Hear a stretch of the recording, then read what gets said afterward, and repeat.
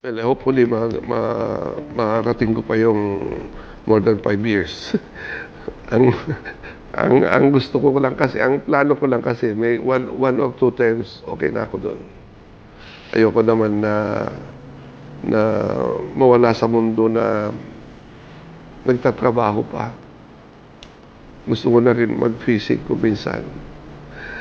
And unang-una, ayoko lang kasi ang ugali kasi ng mga senior citizen, lalo na kaming mga tumanda na sa public service, usually kasi ang tendency namin, wala nang gagaling sa amin. Dahil experience-wise, et cetera, lahat. Pero ako kasi, alam ko na may mas marami pang susunod na mas magaling pa sa akin. And you have to accept the fact. Otherwise, you will always stay na baka palitan ako rito, palpak yung susunod. Hindi yun ang mindset ko. Ang mindsetting ko, yung mga mas bata, mas marami pang alam kaysa sa atin. Yun naman totoo.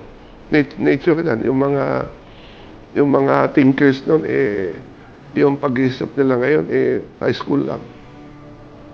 Yung mga sinasaluduan natin, mga thinkers noon, unang panahon.